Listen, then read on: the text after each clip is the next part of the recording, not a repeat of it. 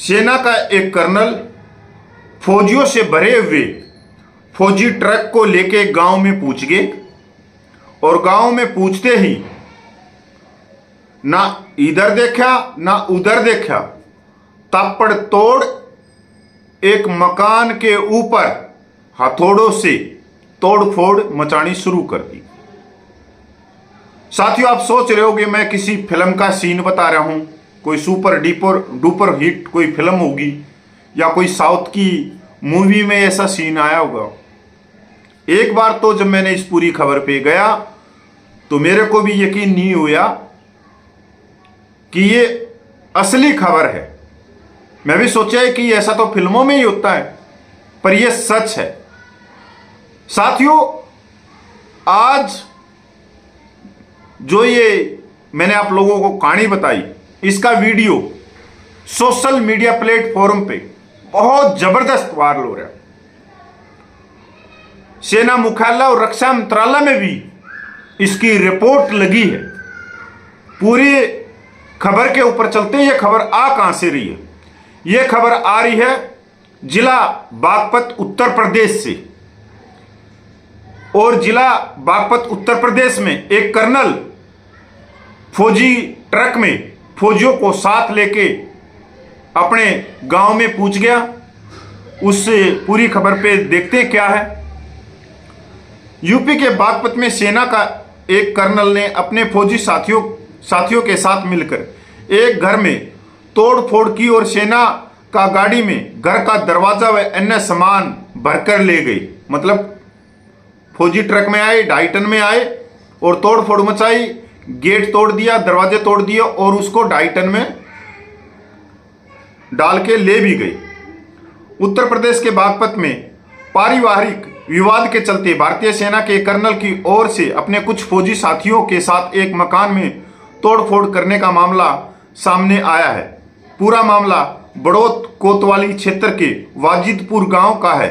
फौजी वर्दी पहने हुए थे और अपने साथ एक गाड़ी लेकर आए थे जो सेना की बताई जाती है। तोड़फोड़ के बाद फौजी मकान के लोहे का गेट और दूसरा सामान गाड़ी में भरकर ले गई। पीड़ित पक्ष के लोगों ने मोबाइल से वीडियो बना ली और तहरीर के साथ पुलिस को वीडियो दी है। इसके बाद पुलिस ने मुकदमा दर्ज कर पूरे मामले की रिपोर्ट सेना मुख्यालय और नई दिल्ली को भेज दी है। सूचना के मुताबिक वाजिदपुर गांव के रहने वाले धीर सिंह तोमर पुत्र कालूराम ने पुलिस को बताया कि वो सुरूरपुर खेड़की गांव के इंटर कॉलेज से वर्ष 2012 में प्रधानाचार्य पद से सेवानिवृत्त हुए थे और वर्तमान में वे अपनी पत्नी सुशीला व नाबालिग पोत्री हिमांशी के साथ गांव में रहते हैं। उन्होंने गांव में अपनी पैतृक जमीन में पिछले साल दिसंबर में मकान बनाना शुरू किया, जिसे अपनी पोती हिमांशी को गिफ्ट कर दिया। उसके बेटे और हिमांशी के पिता की मौत साल 2011 में हो चुकी है। उन्होंने बताया कि जैसे ही मकान का निर्माण पूरा हुआ तो उनके छोटे भाई शिशिपाल और उसके बेटे कर्नल तरुण कुमार नाम है 17 मई 2025 को उनके घर का ताला तोड़ दिया। 19 मई की दोपहर लगभग 2 बजे शिशिपाल और उसकी पत्नी बेटा कर्नल तरुण कुमार अपने कुछ फौजी साथियों को लेकर आया जो सेना की गाड़ी लिए हुए थे। गाड़ी की नंबर प्लेट पर सफेद कागज लगा हुआ था। उन्होंने मकान का ताला तोड़ उसमें रखा सामान खुर्द-बुर्द कर दिया। हथौड़े से मकान का मैन और अंदर के दरवाजे तोड़ दिए। इसके बाद दोनों पक्षों में विवाद हो गया। पुलिस ने इसकी जो रिपोर्ट है वो सेना मुख्यालय और रक्षा मंत्रालय में भेज दी। साथियों, ये एक पारिवारिक मामला है, पैतृक जमीन का है। पर मैं यहां रुककर ये कहना चाहता हूं कि जो दूसरा पक्ष है वो भी एक प्रधानाचार्य है, प्रिंसिपल से रिटायरमेंट है और उनके भाई है। वो उनके जो बेटा था वो गुजर चुका है, अब वो अपनी पोती के साथ में रहते। अब जो दूसरा पक्ष है वो कर्नल साहब का है। कर्नल साहब वहां पे जाके फौजी गाड़ी लेके गए, फौजी बंदों को बिठा के ले गए और तोड़फोड़ शुरू कर दी। साथियों, सबसे बड़ी बात तो ये है कि जो पारिवारिक जो मूल्य हैं वो हम खोते हुए जा रहे हैं एक छोटे से जमीन के टुकड़े पे। क्योंकि जो पोती है उसके ऊपर भी सिर्फ हाथ है तो उसके दादा दादी का, और कर्नल साहब एक तरह से उनके चाचा हैं। अब बात आते हैं कि कानूनन क्या ये ठीक है। साथियों, जब एक पारिवारिक मामला था तो इसमें सेना को बीच में लाने की क्या जरूरत थी। कर्नल साहब ने अपने अधिकारों का और अपनी कुर्सी का नाजायज फायदा उठाया। एक तरह से सेना कानूनों को भी तोड़ा है तो संविधान को भी एक तरह से तार तार करने की कोशिश की गई, क्योंकि खबर के अनुसार इस जमीन, इस प्रॉपर्टी के ऊपर स्टे लगा हुआ है न्यायालय का, तो न्यायालय से तो बड़ा कुछ है ही नहीं। तो एक तरह से ये न्यायालय की भी अवमानना है। दूसरी बात, जो सेना की इमेज है सिविल में, जो इज्जत है, उसको कहीं ना कहीं तार तार करने की कोशिश की गई।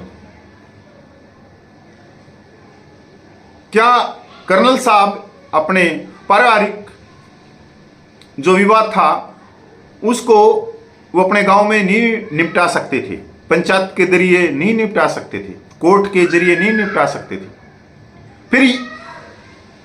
फिर हमारे में और गुंडों में फर्क क्या रह गया?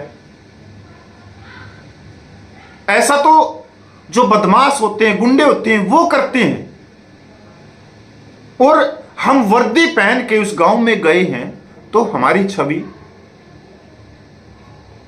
खुदा न खास्ता अगर पूरा गांव इकट्ठा हो जाता और हमारे फौजियों को वहां पे घेर लेता या बंधक बना लेता तो ये कितनी बड़ी खबर होती। खबर तो आज भी है बहुत बड़ी सोशल मीडिया पे।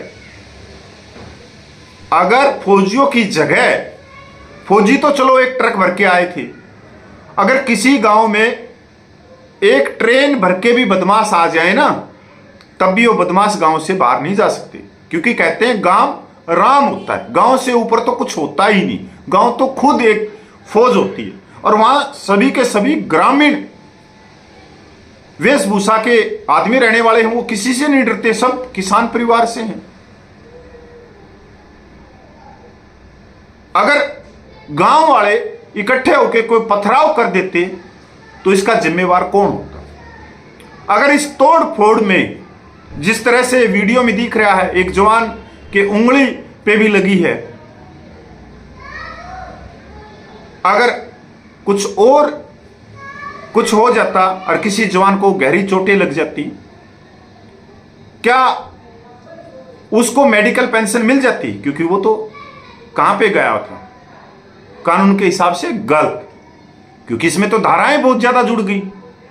किसी के घर पे हमला करना, उसके बाद में जो न्यायालय का स्टे है तो न्यायालय की अवमानना करना, धमकी देना।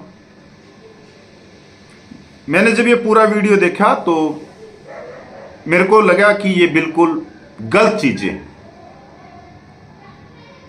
अगर इस तरह से होने लग गया तो फिर कोई भी ट्रक भर भर के लेके आएगा और पूरे गांव के ऊपर कब्जा कर लेगा। सेना का यहां तक पूछना, यह गंभीर सवाल उनके ऊपर उंगली उठ रही है कि ऐसा हुआ तो कैसे हुआ। मैं रक्षा मंत्रालय से मैं जो उत्तर प्रदेश के माननीय मुख्यमंत्री हैं, उत्तर प्रदेश के डीजीपी हैं, और सेना मुख्यालय से विनती करता हूं कि ठोस से ठोस कार्रवाई की जाए और एक उच्च स्तरीय जांच की जाए, क्योंकि अब ये जो पूरा मामला है ये किसी एक सैनिक से जुड़ा हुआ नहीं है, ये संगठन से जुड़ा हुआ हो गया, ये सेना से जुड़ा हुआ हो गया। जिन्होंने भी ऐसी हरकत की है, जिन्होंने भी भारतीय सेना की छवि को नुकसान पहुंचाने की कोशिश करी है, उन पे कानूनन कार्रवाई होनी चाहिए। साथियों नमस्कार, जय हिंद।